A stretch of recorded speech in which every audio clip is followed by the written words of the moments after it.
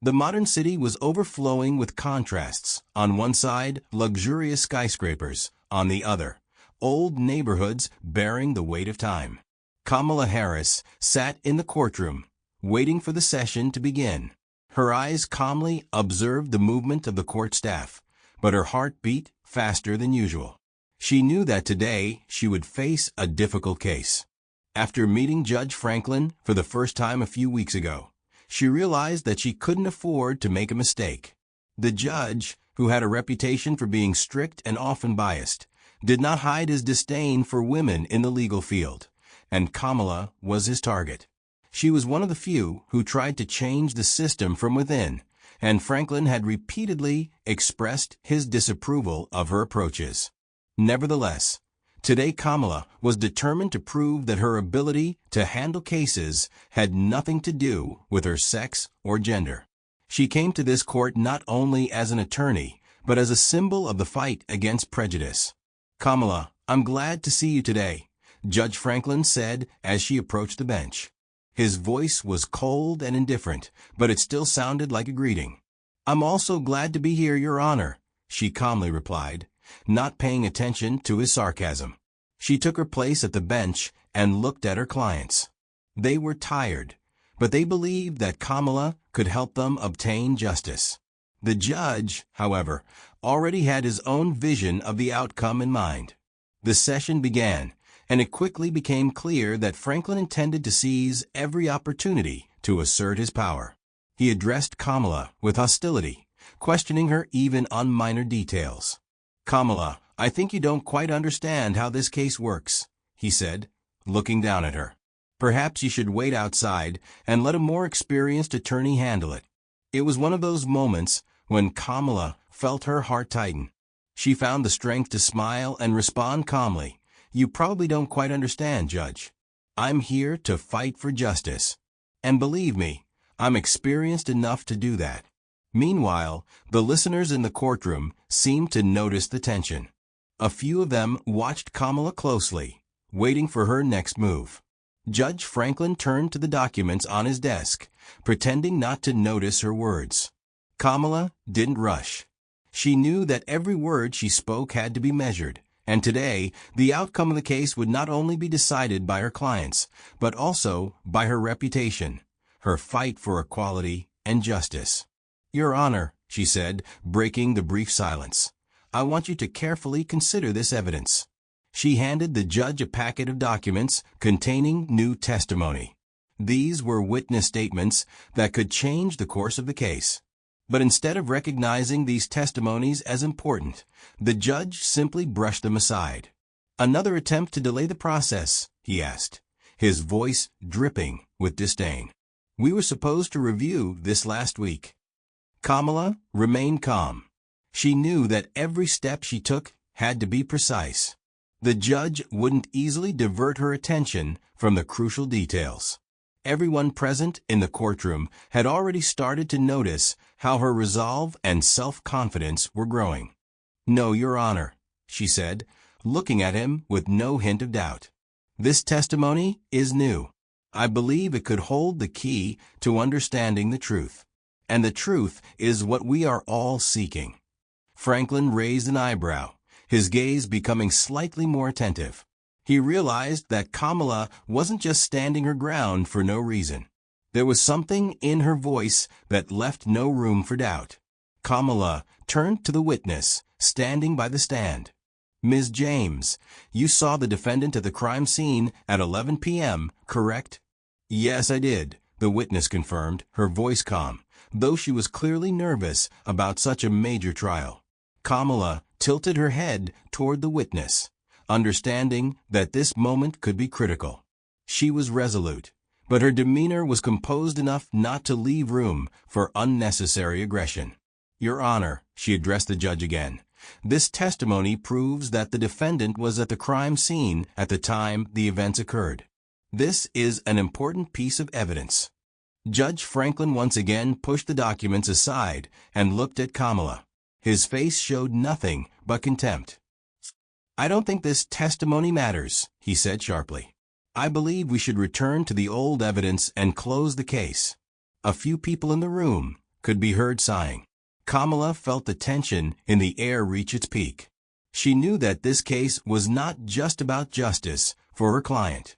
It was a battle against a system that had long seen people as nothing more than defendants. But instead of losing her temper or starting an argument, Kamala decided to act more wisely. She made Judge Franklin pause to reflect on his own words. "Your Honor," she said, her voice soft but clear, "you have the right to make decisions, but remember that we are all here to serve justice. And for justice to work, we must not only follow procedure, but also listen to the voices of those who seek the truth." The room fell silent. Franklin looked at her, but didn't respond. He sat, contemplating. Kamala knew that this time, she couldn't allow the judge to avoid responsibility. Quietly but firmly, she continued with her case. Her focus was solely on the goal, to make Franklin, this judge, understand that his decisions were not absolute and that there was a limit he could not cross. She placed her hands on the table and addressed everyone in the courtroom. "I understand that this is a difficult process for each of us," she began, her voice steady and calm. "But if we do not seek the truth, then who will? This is more than just a case. It is a matter of our responsibility as judges, lawyers, and citizens." Her words had power. A few people in the courtroom had started to take notice. Franklin, clearly, hadn't expected this turn of events. He looked at her again, and this time there was less sharpness in his gaze. Kamala didn't take the bait of his provocations. She moved step by step, trying to make him reconsider his own beliefs. "You want to show that the judicial system is fair?" she asked. "Then give a chance to those who believe in its fairness, not just those who hold power from the judge's bench."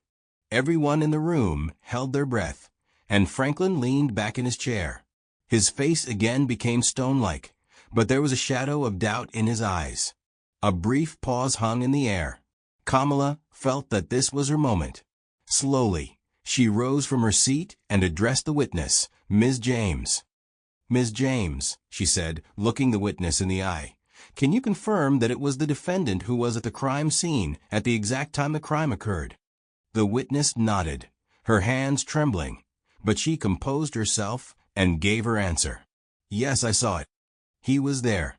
I know for sure." The room fell silent again, and Kamala felt her heart race. This moment was critical. Judge Franklin leaned back in his chair, his lips pressed into a serious grimace. He didn't like being challenged. It was something he rarely encountered, an honest fight for the truth, without manipulation or tricks. "These testimonies," he began, but Kamala didn't let him finish. "You have the right to disagree, Your Honor," she said, her voice now more confident. "But these testimonies are crucial to resolving this case. And if we don't allow them to be heard, we will all be responsible for the contempt of justice." At that moment, the courtroom could not remain indifferent. A few people outside the courtroom raised their heads, and the lawyers and witnesses began to stir, realizing that these words might indeed change the course of the case. But even in this atmosphere, Kamala knew that this was just the first step on a long path, and much more would be needed to win. Now everything depended on how Judge Franklin would react to this challenge. He had a choice, to stay with his opinion or change course, giving a chance to truth and justice. A chance for her, a chance for her client, and even a chance for this judicial system. The courtroom remained in tense silence. Kamala felt that every gaze, every movement in the room had become part of her strategy. Franklin sat still, making no movements, and that alone said a lot. He was clearly affected by her words, but had not yet reached a final conclusion. "Your Honor," Kamala said quietly, but her voice carried the weight of each word. "You know we only have one chance to properly review this case. And how you decide now will not only affect the fate of my clients, but also the trust people place in you as a judge." It was a direct, yet precise, reminder of the responsibility Franklin could not ignore. He appeared momentarily disoriented, and Kamala knew that now was the time for the next step. She turned to the witness, James. Her gaze softened, but remained determined. "James," she said, "do you remember what happened that evening? You saw everything from the start. Now tell me, what made you come to court and speak the truth?" James appeared nervous, his hands trembling, but he answered, "I just couldn't sit and stay silent. I saw what happened, and I can't let it go unpunished. I can't watch innocent people suffer because of someone else's lies." Those words, though simple, carried weight, and they once again broke the silence in the room. Franklin turned toward them, his gaze now more focused. But Kamala knew this was just the beginning. Every step in this fight required strategy. She couldn't afford to stop, even if Franklin began to doubt. She had to guide him to the final decision. "Do you understand that this is more than just a legal case?" she said again, addressing everyone in the room. "This is not only about the evidence, but about how willing we are to be just. We must show that we won't stop halfway." Her words filled the courtroom, and even Franklin could not ignore them. He looked at Kamala, and there was a hint of doubt in his eyes. But he did not respond immediately. One very important detail remained. Kamala knew she had to give him one more argument that would make him weigh all the facts carefully. She slowly approached the table, picked up several documents, and gently placed them in front of the judge. "These documents, Your Honor," she said, "contain new testimony that we did not have the opportunity to present earlier. They will help clarify everything. And if you allow me, I'd like you to review them once more before making your final decision." This was her final step. Franklin took the documents, and the struggle on his face was clear. He was nervous, and Kamala saw it. Now everything depended on how he would respond to the new facts. And although the answer was not obvious, Kamala felt that she had left him with no choice. He had to make the right move, if only to avoid losing his reputation. The room fell silent. Everyone began to wait for what the judge would say next. Time stretched on. The entire room, including the lawyers and spectators, held its breath. Judge Franklin was reviewing the documents, but his gaze was distracted, as if he were searching for the right decision amidst the chaos of facts and emotions. Kamala did not hurry. She sat calmly, watching each of his movements, the shadows of doubt flickering across his face. Every moment mattered. Her words, her glances, everything was part of the plan she had been crafting for years. "Your Honor," she began after a few moments of silence, "I understand that this trial is important for everyone, but it is also crucial for my clients. Their trust in the court, in justice, that's what you are deciding right now." Franklin looked up, and his eyes met hers. He no longer looked as confident as he had a few moments ago. Kamala knew she had reached him. She was slowly moving him off his position. He leaned forward, placing the documents before him. His fingers lingered on one of the sheets, and Kamala couldn't help but notice how he clenched his fist a few times. It was a sign. He had already taken a step toward a decision. But which one? Suddenly, another figure rose before the judge, a man in a black suit with a serious expression. It was one of the defense attorneys. He approached the bench with papers in hand. "Your Honor, may I draw your attention to some inaccuracies in the evidence presented? I am convinced that you should consider this information before making your decision," he said, his voice barely audible, but each word sounded significant. Kamala involuntarily pressed her lips together. This was the moment when she felt how the thin line between truth and manipulation could become decisive. She knew that it was in her hands to prove that these new arguments could not overshadow the true essence of the case. "Your Honor," she responded, her voice remaining cold and clear, "we have not only documents. We have human testimonies that have already proven their reliability. And this new maneuver is merely an attempt to confuse the issue." The man in the black suit did not respond immediately, but his gaze grew more determined. Kamala knew that this was not yet over. She turned to James, who was sitting in the witness stand, and quietly asked, "Are you ready?" James nodded. His face was expressionless, but there was certainty in his eyes.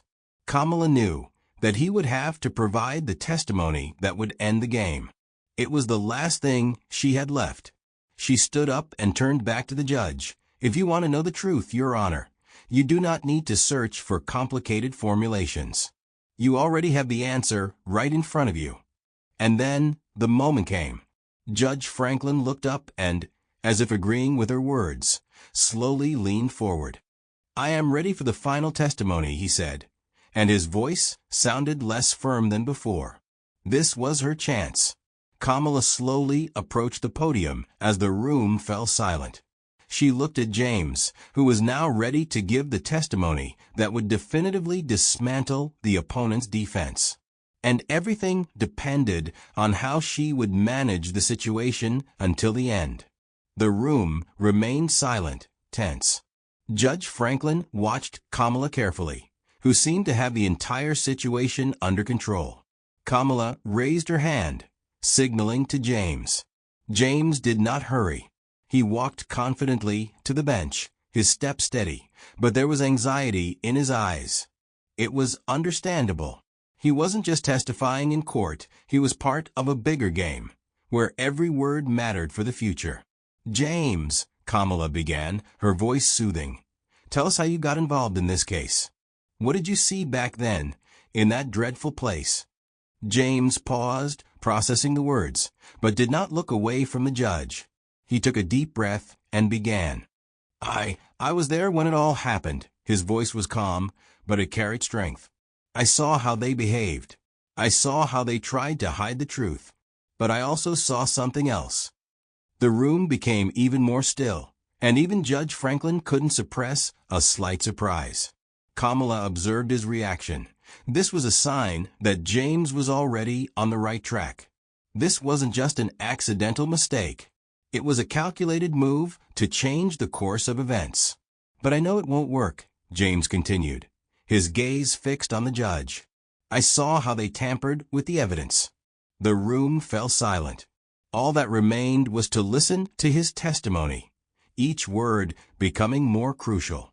Kamala knew this moment would change everything. She took a step back, allowing James to finish his testimony, but her gaze remained fixed on the judge. This was the climax that could decide the whole case. Judge Franklin didn't say anything, but his face showed doubts that hadn't been there before. Everyone present could feel how significant this moment had become. Kamala addressed the judge. "Your Honor, I ask you not to forget that we are talking about people's lives, about their families, and these facts cannot be ignored. They must not be clouded by lies." The judge listened attentively, but now he couldn't afford to rush his decision. Everything depended on how he weighed all the evidence. He looked lost in thought. Then he glanced at the defendants, as if signaling that their manipulations would no longer have any power. And then, in that very moment, one of the defense attorneys stepped forward. His demeanor had changed, becoming slightly nervous. He quickly spoke. We can provide additional documents proving otherwise." But the judge stopped him with a gesture of his hand. "Additional documents do not change the facts. All documents have already been presented," he said, his voice firmer than before. Kamala knew this was the last crucial moment. She turned again to James. There were no more doubts in his eyes. He knew the truth was already being heard. And now it was only a matter of waiting for the final decision from the court. Everyone in the room awaited this moment. It wasn't just about hearing that justice would prevail, but hearing from the judge that this was the truth they had been seeking. The judge pointed at Kamala. "Your Honor," she raised her hand as if ready to respond, "all the facts are on your table. But what's more important are the people, their fates. Don't let these manipulations erase the truth." The room fell silent again. Kamala knew that the case was almost decided. The room remained tense, and the minutes dragged on like hours. Kamala felt every gaze, every movement directed toward her next words. She knew this case would be decisive not only for James, but for everyone involved in this complex trial. It seemed that this moment had become the final link in a long chain reaction of events. Judge Franklin stood up from his seat, approached his desk, and looked over all the documents laid out before him. Kamala noticed how he reviewed the materials again, but his gaze was no longer as doubtful as it had been before.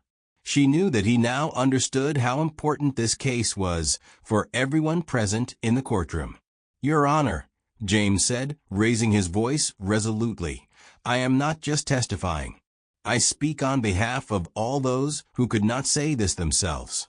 I ask you not to let them silence the truth." The judge looked at James, and his face showed a certain weighing of options. He didn't rush to make a judgment because he understood that now everything depended on whether they could restore justice. Franklin turned to Kamala, who, it seemed, he had already started to see as a true ally of the truth, despite all the challenges that had arisen during the trial. Kamala didn't give the judge time for doubts. She paused, looked at everyone present, and said, "Let's not waste time. This is not just James's case or anyone else's. This is a matter of principles. And that's why we all must stand on the side of justice." At that moment, when Kamala's words resonated, a deep silence hung in the room. Even the attorneys on both sides paused, as if ready to understand that this case was no longer just a fight for victory, but a real test of morality. Judge Franklin turned to the audience, and his face reflected determination. "I have made my decision," he said, his voice firm and clear. "Everything said today will be taken into account. We cannot allow a crime to go unpunished." All eyes refocused on him. This was the moment when the decision could change not only James's fate, but also determine who would prevail in this battle for truth. The judge continued, "Given the new evidence and testimony, I rule in favor of the prosecution. You have the right to a new chance, and we will uphold what is rightfully yours." The room filled with murmurs as the listeners realized the truth had indeed been heard. Kamala felt the heavy weight of her efforts dissipate in the air. She knew that everything had been done right. James, standing nearby, couldn't suppress a faint smile. His gaze had changed, no longer filled with doubt or anxiety. He understood. The struggle hadn't been in vain. "Thank you," he said quietly to Kamala. "You saved me." Kamala simply nodded. She wasn't looking for thanks. She knew she had done everything to bring justice for James and for all those who were willing to stand for the truth. And although the case was won, Kamala understood. This moment was only the beginning. She felt that the true fight for justice lay ahead. The silence in the room was deafening, but she felt a cold sensation enveloping her entire being. Judge Franklin had delivered his ruling, but Kamala could no longer listen. She knew this case was no longer just a fight for the truth. It was a fight for her life. The look of James, standing beside her, filled with gratitude, was the last thing she saw before realizing she had fallen into a trap. By then, her heart was racing, and her back was drenched in sweat. She turned around and saw him, the dark silhouette standing at the back, with a smile that never promised anything good. It was Brock. Kamala knew that Brock was no longer just a homeless man wandering the streets. He was part of this world, darker and deadlier than anyone could imagine. Her phone suddenly buzzed. She didn't want to answer, but she understood she couldn't ignore the call. It was her mother's voice. "Kamala, you're in danger. Get out of the room. Didn't you see Brock? He's not who he seems, and he won't stop. He has people, and they want your head." Her mind was working at full capacity. Kamala glanced around, trying to understand what was happening. Justice? Or was it just another illusion? The courtroom, which had once seemed like a place of truth, now felt like a trap. Brock approached her. His smile stretched, but his eyes were darker than night. "You thought it was over," he said, his voice cold and hollow, like the silence before death. "You just ruined my plans, and now you'll pay." And suddenly, like an explosion, everything happened at once. A man in a black suit, standing next to Brock, pulled out a gun and aimed it at Kamala. Brock's gaze appeared before her eyes, and he smiled as if he understood something she couldn't. "You don't understand, Kamala. The cruelty of this world doesn't allow for escape, and you'll be the first to feel it." Justice had not been achieved. Kamala realized this too late. She felt how fate had unfairly changed her path. She couldn't run. It was already too late. The gun fired, and the courtroom camera, which had captured every moment, trembled from what was happening. Did she survive? Was this her last word? Kamala's story ended on this brutal note, where even victory was not a victory. There's such a thing as inevitability. Cruelty cannot be changed, even if you try. And yet, even in the darkness, the true struggle continues for those who still have the strength to see it through to the end.